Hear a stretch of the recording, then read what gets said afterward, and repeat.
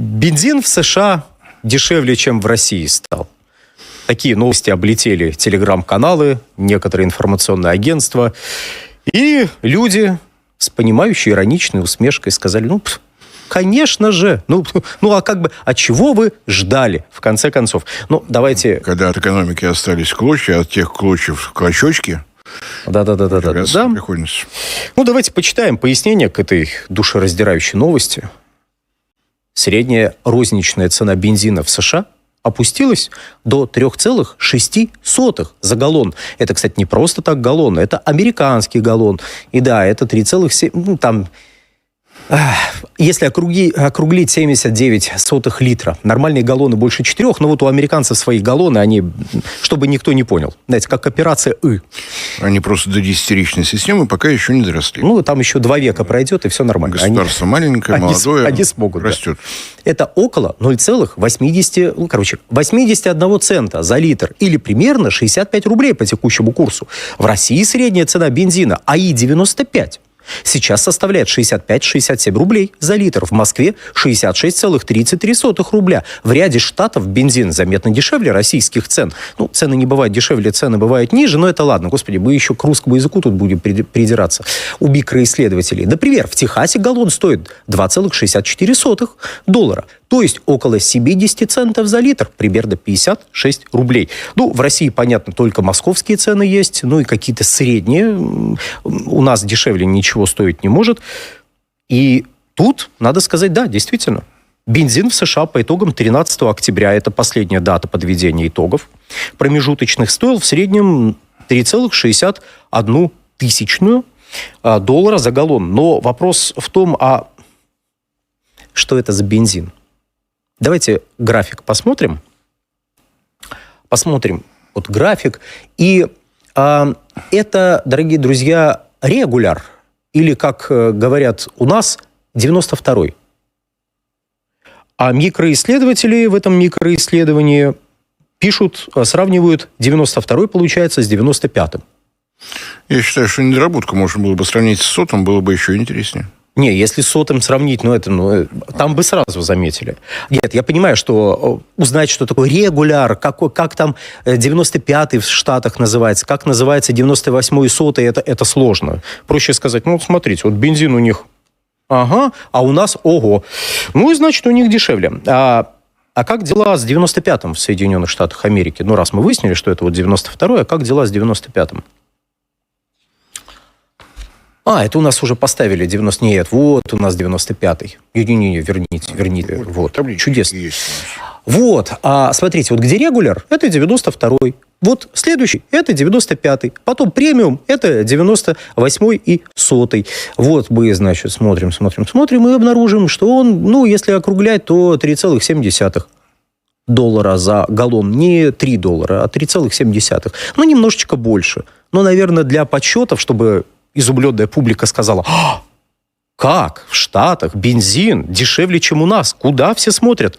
И еще есть независимые мировые рейтинги, и в этих независимых мировых рейтингах ситуация выглядит следующим образом. Давайте мы на них посмотрим. Чтобы найти Российскую Федерацию, вы либо можете все прочитать, либо 28 позиций отсчитать и обнаружить Россию, а через 11 позиций будут Соединенные Штаты по цене 95-го бензина. Это, собственно говоря, не к тому, как у нас все замечательно и прекрасно. Это к тому, что, знаете, периодически новости, которые до нас доносятся, они явно пытаются уровень ужаса, уровень паники поднять, потому что, не просто проблемы. Есть ли у нас проблемы на топливном рынке? Есть. Есть проблемы на топливном рынке. Но мало. Как-то нужно, чтобы еще подзадеть. В Штатах бензин дешевле, сообщают нам. Хорошо, что сообщают, это приятно, это интересно. Кстати, в 2010 году об этом сообщали, в 2020 году об этом сообщали, снова сообщили. Знаете, в чем разница? В 2010 и в 2020 году это была правда. А сейчас, пока что нет. И давайте разница в структуре цены имеется некоторая. Что в очередной раз напомнить, что проблема не только в том, что нефтяные компании пытаются содрать с нас по миллиону на каждой заправке. Давайте, вот у нас там есть такая схема, которую мы взяли с сайта Управления энергетической информации при Минэнерго Соединенных Штатов. Там, где 1.7, пожалуйста, поставьте. Это, да, это структура розничных цен в Соединенных Штатах Америки на бензин и на дизельное топливо. А, как вы видите, 51% в розничной цене занимает сырая нефть, что характерно в долларах США и на американском рынке, в отличие от российского, действуют тоже доллары США, поэтому изменение розничной цены нефти у них приводит, точнее, изменение цены нефти приводит к изменениям розничных цен на моторное топливо. У нас так не происходит. Поэтому, когда нефть дешевеет, у них, да, дешевеет бензин. И наоборот. Ну, и, собственно говоря, чтобы окончательно было понятно, что к чему, вот там наверху таксис, налоги, 16%, у нас 70%.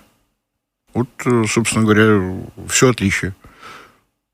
Меня в этом ключе интересует, как они умудряются такую огромную долю сырой нефти иметь в розничной цене. Ну, если мы исходим из того, что Российская Федерация у нас, ну, как бы с ценами все плохо, ну, у всех настроение, все с ценами плохо. Нет, мы не говорим, что все хорошо. Но просто мы тут смеемся над тем, что и без того существующие проблемы, знаете, вот людям кажется, вот маловато, надо бы вот еще подковырнуть, притом придумывают какую-то небылицу для этого. Так вот, как так получается, что у них сырой нефти, ну, половина в цене, а налогов так мало, и при этом цены все равно выше? Как? Ну, Хоббс, но как? Ну, давайте мы оставим в покое Соединенные Штаты. Нам ничего придумывать не надо. У нас все придумало Министерство финансов. Напоминаю, что с 1 января в очередной раз вырастут ставки акцизного налога, и, кроме того, вырастут ставки налога на добычу НДС. Простите, я все с добычей своей. Так что рост стоимости неизбежен, но с Соединенными Штатами он никак не связан. Мы еще немножечко подкрутим налоги и обнаружим, что цены выросли. Дорогие друзья, вот сейчас. Здравствуйте. Цена ценой, но нужно считать, какая средняя зарплата и сколько бензина нужно купить на среднюю. Возьмите, пожалуйста, круто плана, вот мой листик, если можно, и чтобы было видно, видна вот эта часть. На этой части написано: «О, какое неожиданное возражение о зарплатах». Большое спасибо. Примерно в это время мы это возражение и ожидали. Хорошо. Давайте поговорим о зарплатах. Да, действительно, в Соединенных Штатах зарплаты выше. Но потребление моторных топлив на душу населения, если мы говорим о бензине, в 4 раза выше, чем в Российской Федерации. Поэтому расходы на бензин вполне сопоставимы получаются. Представляете, при том, что зарплаты там выше, но потребление тоже выше, потому что люди ездят в среднем больше. Но большое спасибо за такую предсказуемость.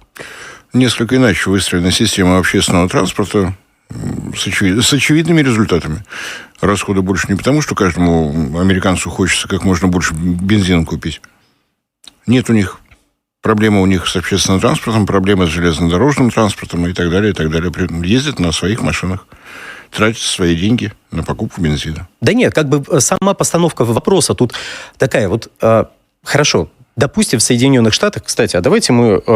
график еще раз посмотрим, цен вот этих вот в Соединенных Штатах. Давайте. А то следующий у нас как раз после этого график предусмотрен. Вот. Вот после этой картинки график, если можно, да. Обратите внимание, что график, он туда-сюда бегает. И вот кроме моментов, когда цена снижается, есть моменты, когда цена очень сильно возрастает. Так вот, разные системы ценообразования. И в Соединенных Штатах, например, вот населению, если вы начнете рассказывать: ребят, да что вы переживаете, что... Ну, у вас зарплаты большие. У вас зарплаты большие. Вот посмотрите, вот людям пишут: зарплаты-то в Америке большие. Чего вы переживаете? Байдена не избрали второй раз. Кстати, в том числе поэтому. Чего вы переживаете? Они скажут: какая мне разница, чего там в других странах, что у нас зарплаты большие по сравнению с кем-то. Конкретно из моего кармана такая-то сумма уходит на бензин. И с каждым днем это все больше и больше. Сделайте с этим что-нибудь. Ну вот сейчас что-то сделали. Ну, правда, сделали не то, чтобы специально, просто цены на нефть упали. А потом они вырастут. Угадайте, что будет с ценами на бензин после того, как цены вырастут? И будут ли эти люди, которые писали: в Штатах цена бензина ниже, чем в России, писать о том, что, а вы знаете, а теперь вот в Штатах цена выросла? Да нет, конечно, потому что задача вообще не в этом. Не в том, чтобы вас проинформировать, объяснить, как это работает, в чем проблема, в конце концов, рассказать. Задача в том, чтобы, знаете, на эмоции вот подавить. И серию, смотрите, а у них-то дешевле. Из той же оперы регулярное сообщение о том, что снизились цены в Китае на нефтепродукты. О том, что они через 10-20 рабочих дней могут вырасти, об этом мы не пишем. Вот когда снижаются, да. Точно так же, как регулярно пишут о том, что стоимость электроэнергии в Европе стала отрицательной. А когда она становится положительной, уже ничего не пишут. Эмоции из нас пытаются выдавить. Многие почему-то из блогеров и, к сожалению, из СМИ считают, что нам адреналина в жизни мало, давайте еще добавим. Ну да ладно, давайте все-таки в Россию вернемся. Да. Нет, я предлагаю все-таки сказать, дорогие друзья, все очень плохо, но, к счастью, в Нидерландах цены в разы больше, чем у нас. А кого-нибудь это обрадует? Ну, даже с учетом цен, зарплат в Нидерландах. Нет? А почему? Ладно, давайте, если мы возвращаемся в Россию, еще раз, не означает все, что мы сказали, что у нас все восхитительно. Более того, давайте мы посмотрим, что у нас там происходило с ценами на бензин на внутреннем рынке с начала года, как они изменились, что там с ними происходит. Несмотря на то, что котировки на нефть упали, цены на бензин удалось удержать. Если можно, 1.9 повесьте на экран. Вот, это, собственно говоря, изменение цены с конца декабря 2024 года по 13 октября, опять же, 13 октября 2025 года. И цена на 13 октября. Значит, 92-й плюс 11,7. 95-й плюс 10,7%. Ну и 98-й сотый бензин нормально, ниже уровня инфляции. Дизельное топливо тоже молодец. Дизельное топливо вообще образцово-показательно. Просто, да. Мы сейчас коснемся, я думаю, того, чтобы оно продолжало образцово-показательным, какие приходится меры предпринимать. Но здесь я замечу следующее. К концу года, если все будет развиваться так, как развивалось в 2023 году, в 2024 году, мы с вами можем увидеть даже сокращение вот этого прироста. А знаете почему? А потому что у нас средние цены последние месяца полтора вообще не отражают реальную действительность, потому что в одном населенном пункте, а как мы уже тут каждый наш выпуск, кстати, присоединяйтесь к нам каждое воскресенье в 7 часов вечера. Наши соцсети тоже можете там подписаться. «Нефтегазовая игра», Борис Марцинкевич в Телеграме, и на видеосервисах тоже подписывайтесь. Так вот, как мы каждую неделю сообщаем, практически в течение последнего месяца, как минимум, у нас в одном и том же населенном пункте один и тот же бензин может стоить с разницей в 6, а то и в 7 рублей за литр сейчас. Вот средняя цена нам о чем говорит? Да ни о чем. Прежде всего, она говорит о том, насколько удачно наше многоуважаемое Министерство финансов выстроило рыночные отношения в сфере нефтепродуктов. Отлично получилось. Давайте, что делается, посмотрим. Давайте. Да, что делается, собственно говоря. Давайте цитату соответствующую. Президент России Владимир Путин подписал указ, который временно отменил правила обнуления топливного демпфера для нефтяных компаний. Мораторий будет действовать с 1 октября 2025 года по 1 мая 2026 года. Эта мера направлена на стабилизацию цен на бензин и дизельное топливо внутри страны. По большому счету это означает следующее, что при текущих оптовых ценах, мы на них еще посмотрим, а при текущих оптовых ценах у нас розничные цены оказываются ниже. То есть они ниже оптовых. И, значит, реализация бензинов идет в минус. Чтобы она шла... Для тех, кто продает. Для тех, кто... Да. Она для тех, кто продает. К сожалению, не для тех, кто покупает. Вот если бы для тех, кто покупает, все бы сказали, нормально. А может быть, кто-то сказал, мало доплачивают. То есть приехал на заправку, тебе заправили, денег дали, езжай. Пожелали доброго пути. Демпфер, по сути, это не... Как у нас говорят, это субсидия. Это не субсидия, это налоговый вычет. Демпфер в налоговом кодексе Российской Федерации на нефтепродукты находится в графе «налоговые вычеты». То есть сначала собирают деньги с нефтяных компаний, потом частично возвращают. На основании формулы. Формула сия велика есть. Да, мы ее как-то тут показывали из серии. Формула простая, незамысловатая, она так на 2-3 строчки у нас вылезла. В общем, красивая, хорошая формула. Всем можно открыть налоговый кодекс, статью 200, насладиться этим изумительным текстом, ознакомиться с тем, как начисляется демпфер. Но, по сути, демпфер – это финансовая подушка, которая позволяет нефтяникам уходить в минус при реализации моторных топлив. Я понимаю, сейчас это дико звучит, но вот у нас вот так вот устроено, вот так придумано, вот чтобы вот как-то так и работало. Я очередной раз напомню, что в феврале и в мае 2023 года президент Российской Федерации дважды отправлял поручение в адрес правительства Российской Федерации с тем, чтобы был наведен порядок в налоговой отрасли, касающейся нефти и нефтепродуктов. Дважды наша многоуважаемая Государственная Дума принимала законопроекты Министерства финансов в ускоренном режиме. В 2 чтениях вместо 3 ничего не изменилось. Один из результатов мы и наблюдаем. Ну и, собственно говоря, у нас тут зимний дизель начинают продавать все больше и больше, а с зимним дизелем у нас с 4-го квартала 2021 года возникли некоторые проблемы. Там неожиданно обнаружилось, что давайте мы будем двойной акциз брать с того дизельного топлива, которое делается так. Берем летнее, добавляем керосин, хорошенько перемешиваем, получаем зимний дизель. Хорошенько перемешиваем, получаем 2 налога. Получаем 2 налога, да. С октября по май отменяется акциз на дизельное топливо, которое производится путем смешения летних сортов с авиационным керосином. Эта технология позволяет создать зимние сорта дизеля. Отмена акциза делает такой процесс экономически выгодным и может обеспечить достаточное количество зимнего дизельного топлива. Тут вот какой момент. В 2021 году, еще раз обращаю я внимание, в 4-м квартале у нас вот такая вот веселая ситуация возникла, что зимнего дизеля стало не хватать, и цена на него резко подскочила после таких налоговых новаций. Но вот частично эти налоговые новации в 2025 году приостановили. Еще раз, чтобы было еще понятнее, у нас всем, что касается нефтепродуктов, заведует не Министерство энергетики, а Министерство финансов.